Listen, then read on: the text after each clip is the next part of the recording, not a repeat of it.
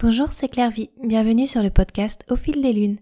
Je vous propose aujourd'hui un épisode en solo intitulé Cacophonie bien orchestrée, Fantaisie, Castor et NaNoWriMo. À tout de suite. Cela faisait un moment que je n'avais pas écrit un article de blog ni enregistré un podcast en solo. Je n'avais pas trop d'idées jusqu'à ces derniers jours. Pourtant, ce n'est pas que je manquais de choses à dire, c'est juste que je ne trouvais pas l'angle d'attaque pour les partager.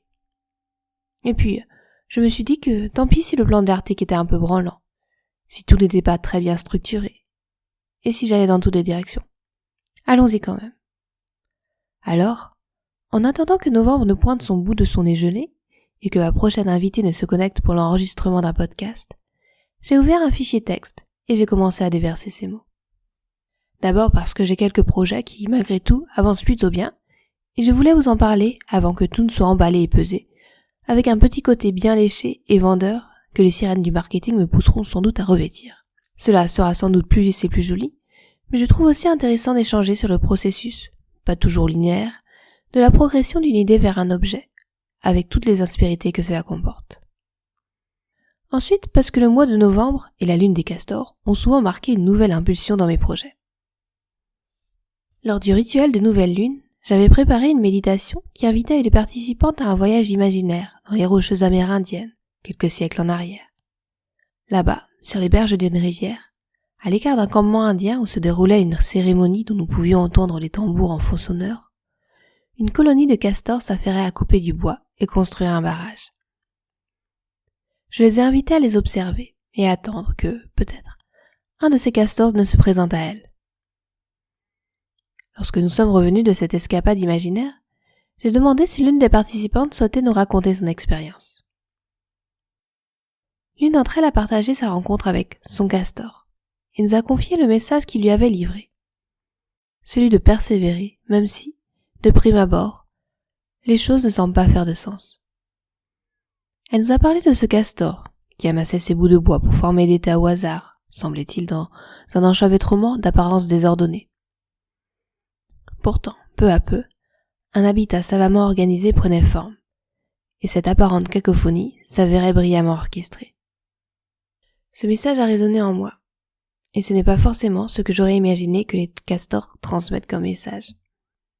Moi je les imaginais dire de planifier, d'organiser, de travailler d'arrache-pied, avec le support de sa communauté, mais dans sa tâche assignée, bien précisément. Alors ça m'a laissé pensive. C'est vrai que parfois les choses ne font pas sens. On amasse des bouts de bois dans des expériences de la vie, et on les entasse comme on peut, à la manière du castor et en sautant du coq à l'âne. On se dit qu'on perd son temps, qu'on tourne en rond, que ça n'a ni queue ni tête, que ce sont des coups d'épée dans l'eau qui coulent toujours, même pas retenus par nos barrages de fortune. Pourtant, au bout du compte, si on n'était pas en train de se construire de formidables galeries, si tout cela mis bout à bout, n'était-il pas notre unique chemin, en multiples réseaux et voies de côté? J'ai fait beaucoup de choses dans ma vie de façon désordonnée, juste parce que j'en avais envie à ce moment-là, ou bien c'était là que me portait le courant.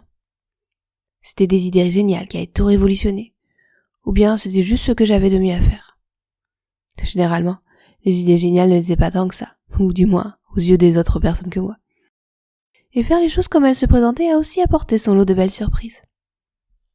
Bref, j'ai dépensé de l'énergie à creuser des sujets sans aucune retombée. J'ai papouillonné de droite à gauche, sans vraiment me poser pour récolter un quelconque butin. J'ai fait les choses à moitié, pour me laisser ensuite complètement dépasser. Parfois ça fait du sens, bien des années après.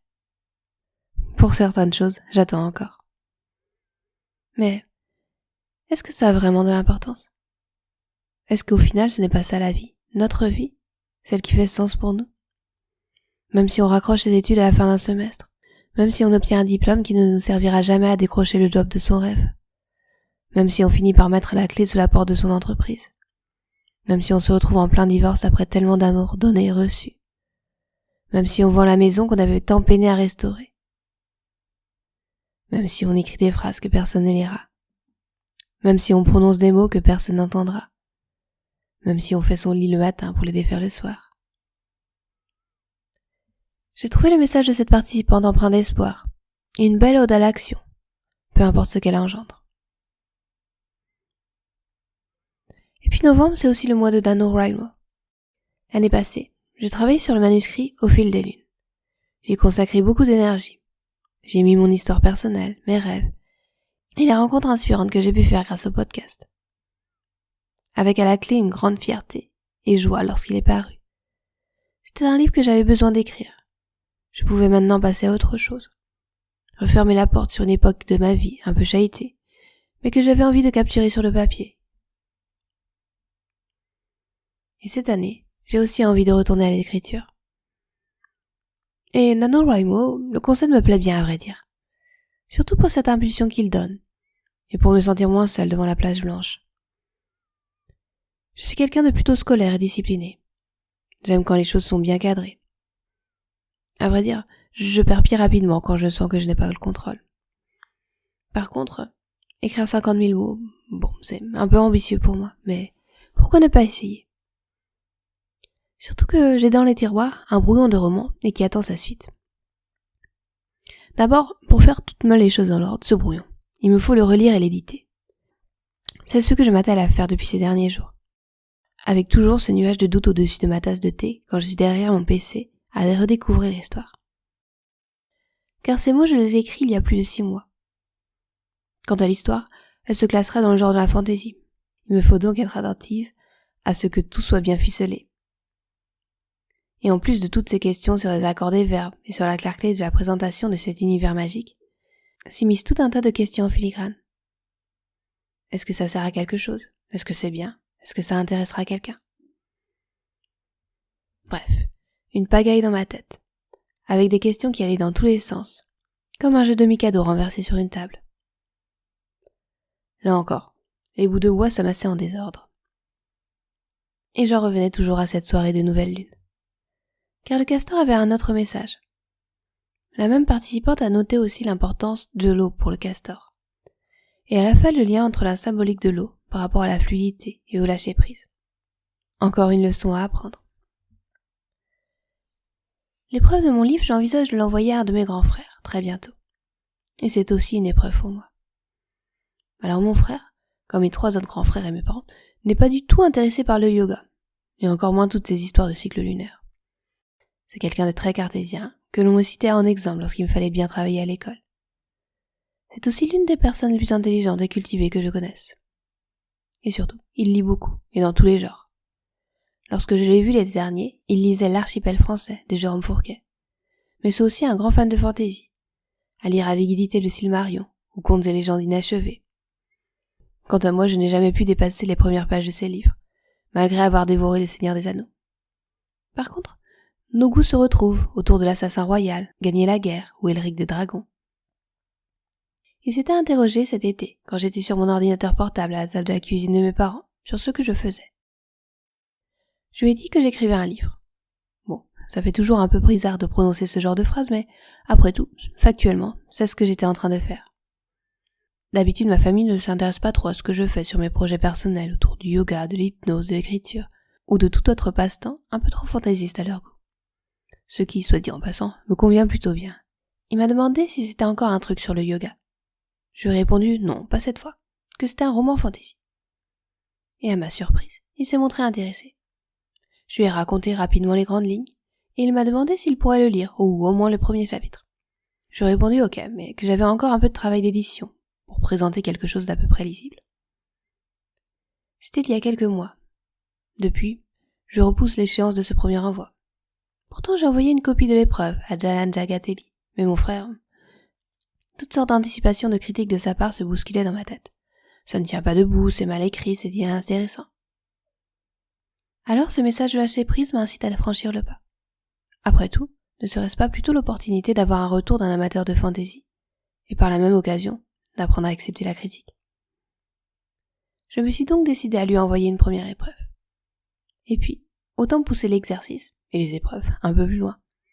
Pourquoi pas à l'un ou l'une d'entre vous? Si vous aimez lire des romans de fantaisie, si vous êtes disposé à me dire ce que vous pensez de mon texte, si vous avez envie de participer à ce projet, n'hésitez pas à me faire signe. Je serai ravie de vous envoyer un premier brouillon.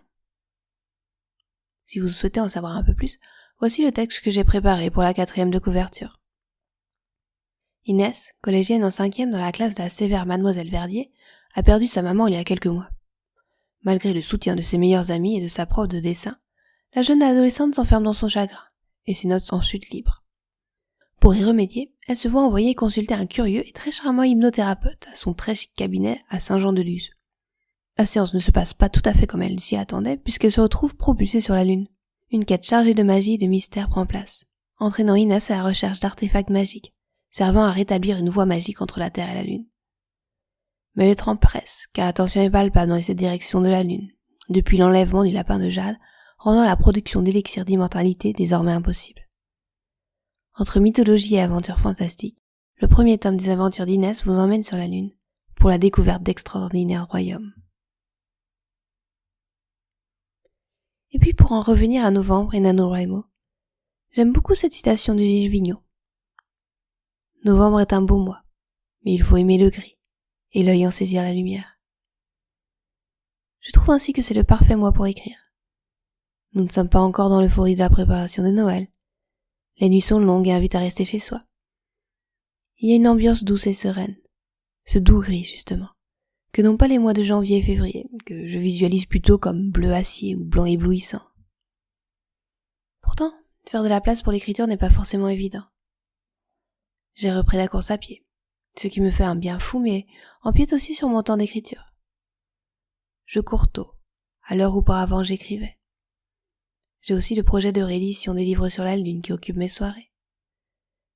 Je suis ravie du résultat avec une nouvelle couverture de Jalan Jagatelli, mais c'est aussi chronophage de tout réajuster pour en faire de jolis carnets. Alors je me suis mise de nouveau à douter. Est-ce que je ne me complique pas encore la vie? Dans quoi est-ce que je m'embarque? Toutes sortes de réponses, plus ou moins valables, se sont présentées dans ma tête, pour poser le stylo avant même que le défi n'ait commencé. Je n'ai pas le temps, cela va me fatiguer, j'ai déjà beaucoup de travail et de pression au bureau. C'est dur d'écrire, c'est ennuyant de se relire, ça ne servira à rien de toute façon. Toutes ces histoires n'intéresseront personne. Puis ces raisons peuvent prendre des proportions et des directions complètement inattendues. Parce que mon fils ne veut pas aller au centre aéré, parce que mon wifi est lent, parce que ma chienne est malade, parce que j'ai envie de progresser en course à pied, parce que c'est la guerre, parce qu'il y a toutes ces craintes économiques, écologiques, climatiques, parce que je me demande si ça sert à quelque chose, ce que je fais en général, si quelqu'un va lire ces mots, va ouvrir mes livres, va écouter mes podcasts. Toutes ces choses qui parfois se contredisent, qui peuvent sembler exagérées, ou bien ne pas être considérées avec leur juste gravité. Et puis je repense à cette soirée de nouvelle lune, et ce message du castor, aussi tordu ou illuminé que cela puisse paraître. Parce que peut-être que même si j'ai l'impression que rien ne se passe, au bout du compte, tous ces bouts de bois vont créer une formidable construction. Car surtout, et ce qui balaye tout, j'ai envie de m'évader. Il y a cet univers qui m'attend. Ces personnages auprès de qui j'ai envie d'être. Ces énigmes que j'ai envie de démêler. Alors peu importe si c'est le bazar, et si me lancer dans ce projet d'écriture en rajoute encore un peu plus. C'est aussi ça qui fait le charme de la vie. Alors je me lance pour écrire ce livre, mot après mot, comme on construit sa vie, branche après branche. Pour finir, un petit mot pour vous parler de mon nouveau livre Au fil des lunes, justement inspiré par ce podcast éponyme. Dans ce roman, vous découvrirez l'histoire de 8 personnages dont la vocation est de guider leurs prochains vers un mieux-être, que ce soit à travers le yoga, l'hypnose, le chamanisme et d'autres disciplines. Ils sont réunis pour un week-end de bien-être. Ce sont leurs confidences que je me suis imaginé recueillir, ces conversations entre 2 portes, entre 2 cours, entre 2 activités, où les langues se délient et où on revient sur ce qui fait qu'on en est arrivé là. Justement, ce week-end, vous y êtes aussi conviés. Alors quelques mots pour vous mettre dans l'ambiance. Une cloche retentit. Chacun repose sa tisane de camomille ou son verre de brandy. Il est l'heure de quitter la bibliothèque du manoir pour suivre Paul. Celui-ci vous mène au grenier de l'immense bâtisse pour une séance d'hypnose ludique. Cet atelier clôture la 2e journée de la retraite à laquelle vous avez été conviés. Au cours de celle-ci, vous ferez la rencontre d'une chamane, d'un herboriste, d'un maître reiki, d'une prof de yoga et des autres intervenants dont la découverte est leur mission de vie s'est faite non sans heurts, remise en question, doute ou compromis. Ce sont leurs confidences, recueillies au détour de conversations perdues, qui ont inspiré les 8 nouvelles de ce livre, au goût d'escapade hors de son quotidien. Des portraits de personnages touchants, réunis dans un captivant huis clos, dont le parcours chahuté et les étapes de vie qu'ils ont traversées, amènent à s'interroger sur les milliers de chemins qui s'offrent devant soi pour réaliser ses rêves.